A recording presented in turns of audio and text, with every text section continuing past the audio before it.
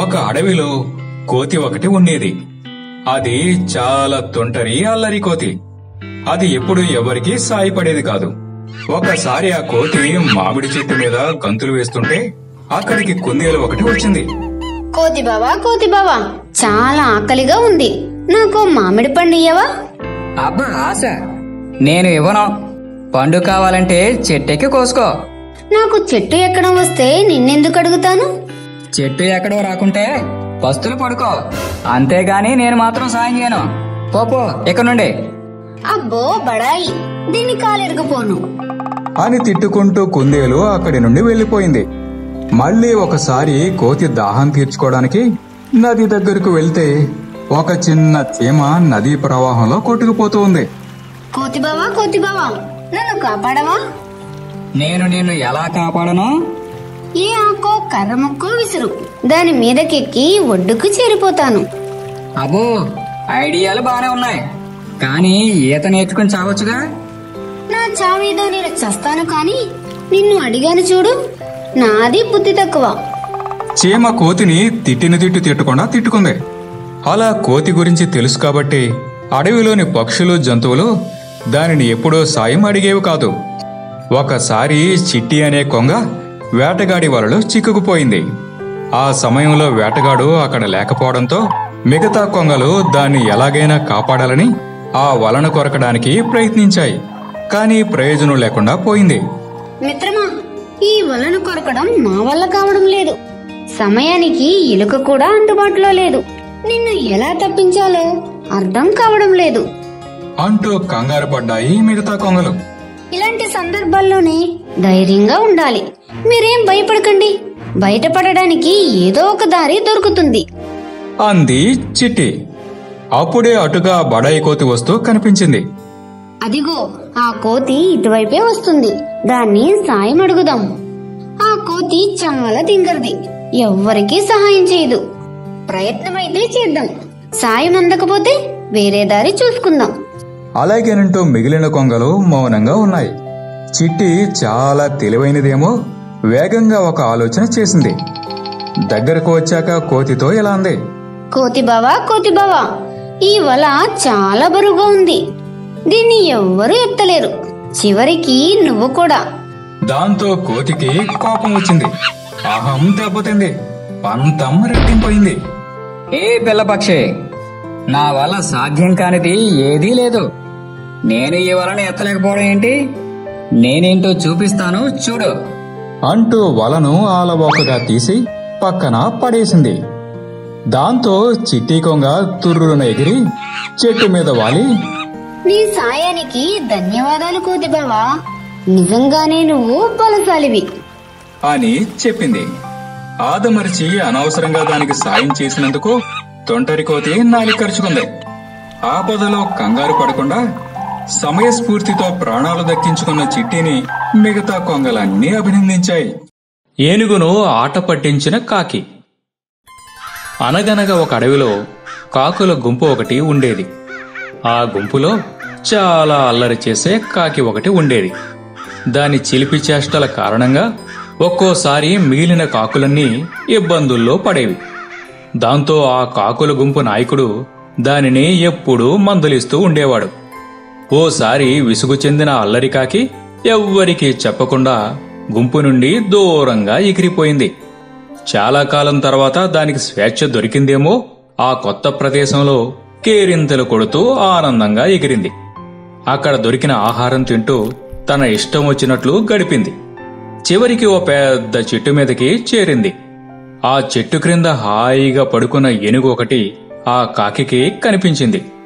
వెంటనే దానికి ఒక చిలిపి కోరిక పుట్టింది. ఎలాగైనా ఆ ఏనుగు నిద్ర చెడగొట్టాలని అనుకుంది. వెంటనే చెట్టు మీద నుండి రివ్వున కిందకెగిరి తన ముక్కుతో ఏనుగు వీపు మీద పొడిచింది.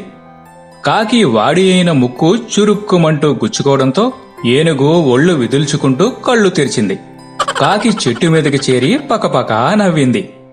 అయ్యి కాకి, నా నిద్ర ఎందుకు పాడు చేసావు? అంది ఏనుగు కోపంగా. ఊరికే సరదాగా అంటూ కాకి మళ్లీ నవ్వింది. చేసేది ఏమీ లేక ఏనుగు కళ్ళు మూసుకుని పడుకుంది. కొంచెం సేపటి తరువాత కాకి మళ్లీ రివ్వుమని కిందికి వచ్చి ఏనుగు వీపు మీద మరోసారి పొడిచి వెళ్లి చెట్టు ఎక్కి కూర్చుంది. ఏనుగు నిద్ర మరోసారి చెడింది. ఏయ్ కాకి, నీకేం పనిలేదా అంటూ ఏనుగు కోపంగా ఘీంకరించింది. కాని కాకి మరో 2-3 సార్లు అలాగే చేసింది. దాంతో ఇక లాభం లేదని ఏనుగు అక్కడి నుండి లేచి బయలుదేరింది. ఆ అల్లరి కాకికి ఏనుగు వెళ్లిపోతుండడం ఇంకా సరదాగా అనిపించింది. మరోసారి ఎగిరి ఏనుగును తన ముక్కుతో పొడిచి వెళ్లి ఒక చెట్టు మీద వాలింది. ఏనుగుకి కోపం ముంచుకొచ్చింది. కాకికి ఎలాగైనా బుద్ధి చెప్పాలని నిర్ణయించుకుంది. అక్కడికి దగ్గరలో ఉన్న చెరువులోనికి దిగి తన తల, వీపు తప్ప మిగిలిన శరీరమంతా నీటిలో ముంచింది. అది చూసిన కాకికి మరింత ఉత్సాహమనిపించింది. ఆహా, నాకన్నా 1000 రెట్లు బలమైన ఈ ఏనుగు కూడా నా దెబ్బకు భయపడిపోయి వెళ్ళి నేలలో దాక్కున్నది చూడు అంటూ నవ్వుకుని ఈ పిరికి ఏనుగుకి మరోసారి నా దెబ్బ చూపిస్తా అనుకుని అది రివ్వున ఎగిరి ఏనుగు వీపు మీద వాలి దాన్ని పొడవబోయింది. కాని కాకి అలాగే చేస్తుందని ముందుగానే ఊహించిన ఏనుగు అప్పటికే తన తొండంలో నింపుకున్న నీటిని ఉఫ్ఫుమంటూ గట్టిగా కాకి మీదకి చిమ్మింది. ఆ నీటి తాకిడికి ఉక్కిరిబిక్కిరైన కాకి ఇక ఎగరలేక ఆ చెరువులో పడి గిలగలా కొట్టుకున్నది. కొద్దిలో అయితే అది ప్రాణాలు పోగొట్టుకునేదే.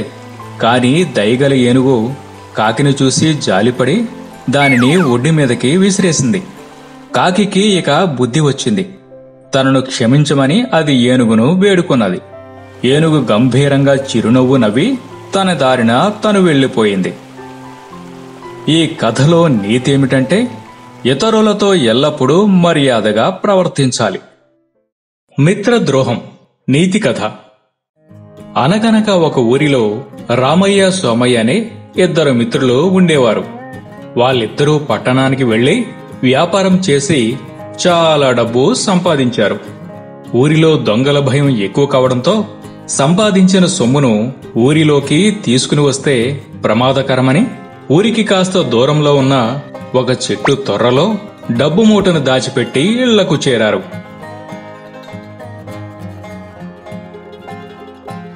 ఓనాడు సోమయ్యకు దురాశ కలిగింది. ఆ డబ్బునంతా తానే కాజేయాలని భావించాడు.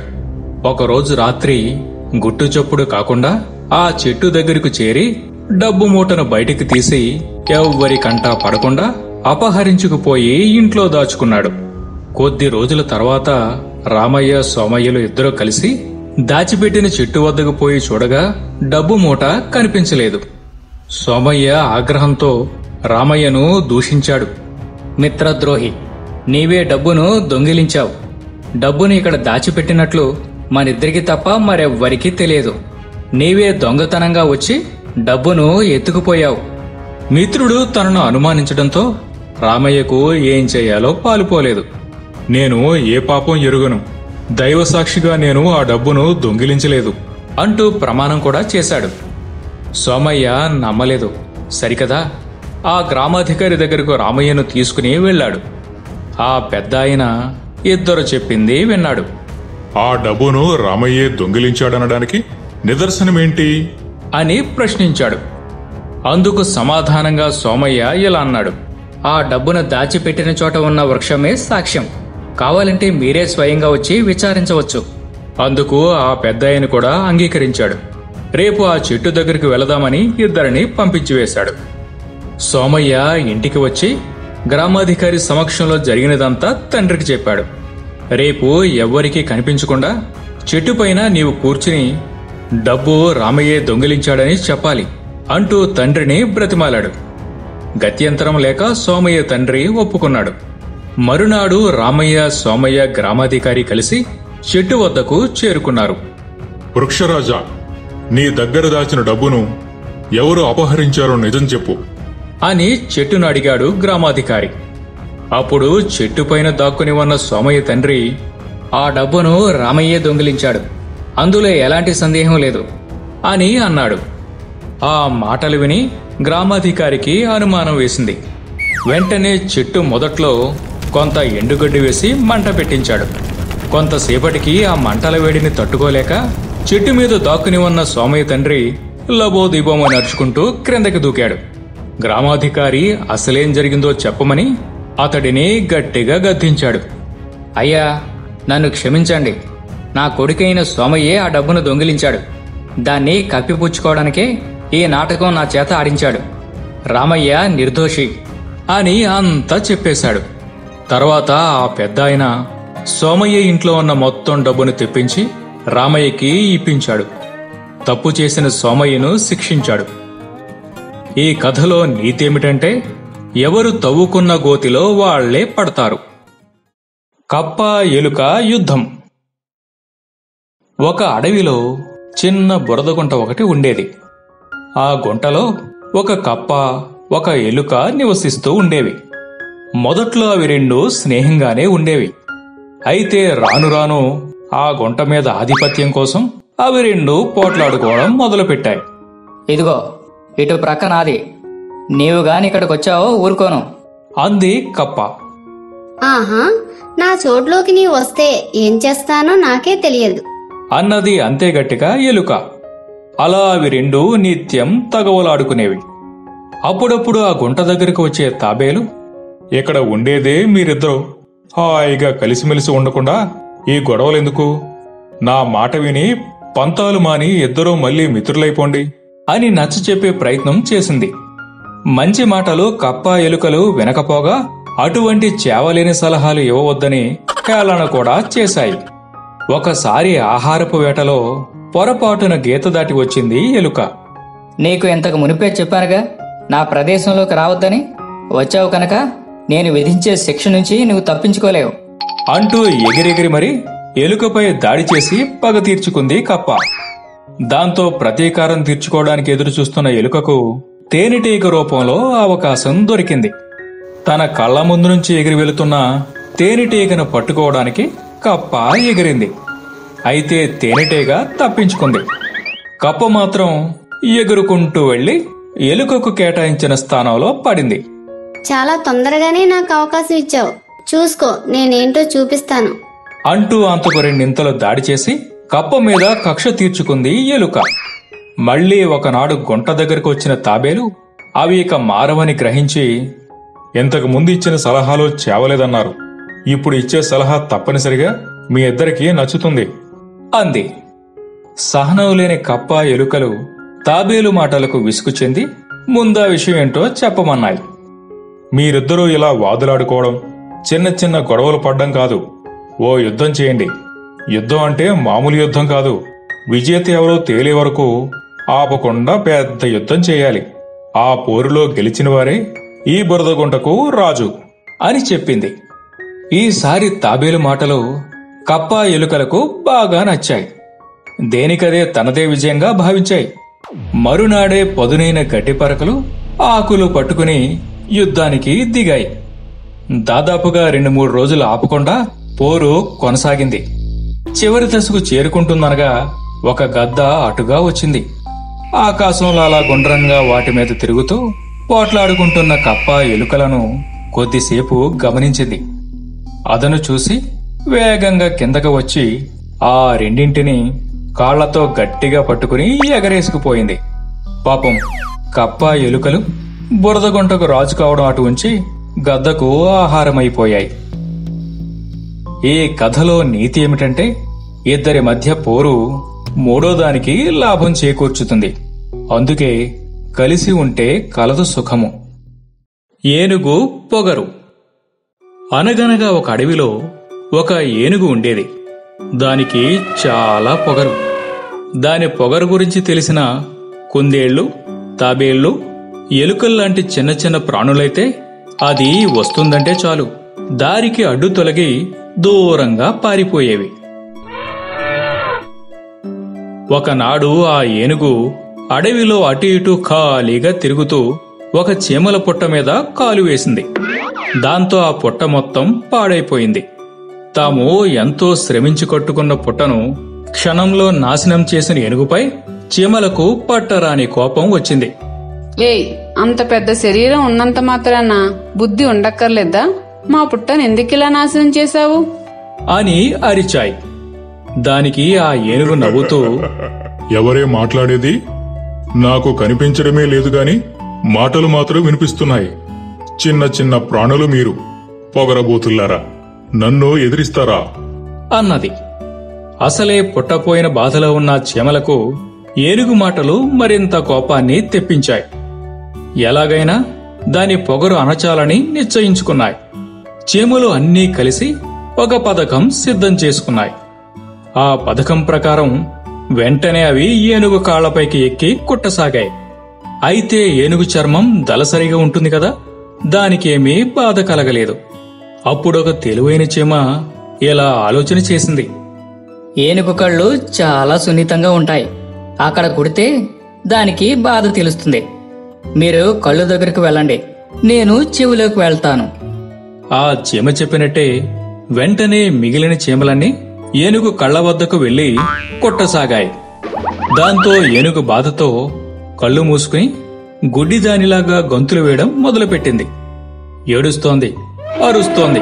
చెవిలోనున్న చీమ దాన్ని ఒక్కసారి కుట్టి, ఇప్పుడు తెలిసిందా చిన్న ప్రాణుల తడాఖా? ఇప్పుడు చెప్పు, మా శక్తి గొప్పదా, నీ శక్తి గొప్పదా అంది. చీమలు కుట్టి కుట్టి ఏమీ కనిపించకుండా పోయిన ఏనుగు దారి తెలియక ఒక పెద్ద చెట్టును ఢీకొట్టి క్రిందపడి మూర్చపోయింది. అల్పులమని తమను హేళన చేసిన ఏనుగుకు సరైన బుద్ధి చెప్పామని ఆ చీమలన్నీ సంతోషంతో గెంతులు వేశాయి. ఈ కథలో నీతి ఏమిటంటే, బలం కన్నా బుద్ధి బలం చాలా గొప్పది. బుల్లి కుందేలు ఉపాయం. ఒక అడవిలో పెద్ద పులి ఒకటి ఉండేది. ఆ పెద్ద పులికి సేవ చేయడానికి ఒక జిత్తులు మారి నక్క ఉండేది. ఆ నక్క అడవి అంతా తిరిగేది. ఎక్కడ ఏ జంతువులు ఉంటున్నాయో గమనించేది. వాటిని ఏ ఏ వేళల్లో ఎలా వేటాడాలన్న విషయాలను పెద్ద పులికి చెబుతూ ఉండేది. పథకం ప్రకారం ముందుగా నక్క వెళ్లి ఒక జంతువుపై కలబడి దానితో పోరాడేది. దాన్ని తను చంపగలిగితే సరే, ఒకవేళ తన వలన కాకుంటే పెద్ద పులిని రమ్మన్నట్టు పెద్ద అరుపు అరిచేది. అప్పుడు పులి చాలా ధీమాగా అడుగులు వేస్తూ వెళ్లి నక్క చూపిన జంతువును వేటాడి చంపేసేది. మంచి మంచి మాంసం ముక్కల్ని పెద్ద పులి తినేది. మిగిలిన మాంసాన్ని ఎముకల్ని నక్క తినేది. దాంతో అడవిలోని జంతువులన్నీ బెదిరిపోయాయి. ఒంటరిగా తిరగడానికే భయపడిపోయేవి. ఓసారి అవన్నీ ఒక దగ్గరకు చేరి పెద్ద పులి నక్కల బారి నుండి తమను తాము కాపాడుకునే పరిష్కారం కోసం ఆలోచించసాగాయి. అన్ని జంతువుల్లో కుందేలు ఈ సమస్య నేను తీరుస్తాను అంటూ ముందుకొచ్చింది. ఈ అడవిలో పెద్ద పెద్ద వాళ్ళం, తమ వలనే కావడం లేదు. ఇక ఈ బుల్లి కుందేలు వలన ఏమవుతుందని చాలా జంతువులు పెదవి విరిచినా వేరే అవకాశం లేకపోవడంతో సరే అన్నాయి. దాని ప్రణాళిక ప్రకారం ఒకరోజు నక్కతో మంచిగా మాట్లాడుతూ కుందేలు ఇలా అన్నది. మిత్రమా, నాకు తెలిసిన ఒక కొలనుంది. అందులో పెద్ద పెద్ద చేపలున్నాయి. అవి నీవు, నీ మిత్రుడు పులిలాంటి పెద్ద వేటగాళ్లకు సులభంగా దొరికిపోతాయి. ఆ కొలనులో మీరు ఎన్ని తిన్నా తరగనన్ని చేపలున్నాయి. మీకు నచ్చినప్పుడు నచ్చినట్లు వేటాడొచ్చు. వేట కోసం నీవు కాళ్ళు అరిగేలా తిరగనక్కర్లేదు. నక్కకి కుందేలు మాటల మీద అనుమానం వచ్చి, అసలు నువ్వెందుకు నాకు ఈ సమాచారం ఇస్తున్నావు? నీవు మాంసం తినవు కదా, మేం కొలనులో వేటాడితే నీకేం లాభం అని ప్రశ్నించింది. మీలాంటి మిత్రులుంటే నన్నెవ్వరూ చంపలేరు. హాయిగా ఆకులు అలమలు తిని బతికే వచ్చన్నది నా స్వార్థం. అంతే తప్ప నాకు మరే దురుద్దేశం లేదు అని వినయంగా చెప్పింది. నీవు చెప్పినట్టు కొలనులో చేపలు లేకపోతే తర్వాత నిన్ను చంపి తింటాం అని హెచ్చరించింది నక్క. సరే మిత్రమా, కొలనులో మీకు మంచి వేట దొరకకపోతే నన్ను చంపేయండి, పర్వాలేదు అంది ఆ కుందేలు కాస్త ధీమాగా. కుందేలు చెప్పిన విషయాన్ని నక్క పులికి చెప్పింది. జంతువుల్ని పక్షుల్ని తిని తిని తిండి మీద విరక్తి పుట్టింది. చేపల మాంసం బాగుంటుంది, పైగా ఆరోగ్యానికి మంచిది కూడా. కాబట్టి ఇకపై మన వేట కొలనులోనే అంది పెద్ద పులి ఆనందపడుతూ. ముందుగా నక్క కొలనులో దిగింది. అది మొత్తం మొసళ్లతో నిండి ఉండే కొలను గనక ఒక బలమైన మొసలి నక్క కాలు పట్టుకుంది. నక్క పెద్దగా అరిచింది. చేప చాలా పెద్దదిలే ఉంది, అందుకే నక్క ఆనందంలో అంత పెద్దగా అరుస్తోంది అనుకుంటూ ఉత్సాహంతో ముందు వెనుక ఆలోచించకుండా పెద్ద పులి ఆతృతగా కొలనులోకి తూకింది. అంతే, ఒకేసారి చాలా మొసళ్ళు పెద్ద పులిని చుట్టుముట్టేశాయి. ఇంకేముంది, పెద్ద పులి నక్క ఆట ముగిసింది. దీంతో అడవిలోని జంతువులన్నీ చాలా సంతోషించాయి. తెలివిగల బుల్లి కుందేలును ఎంతగానో మెచ్చుకున్నాయి. ఈ కథలో నీతి ఏమిటంటే, తెలివితో ఎంతటి కష్టం నుంచైనా గట్టెక్కవచ్చు.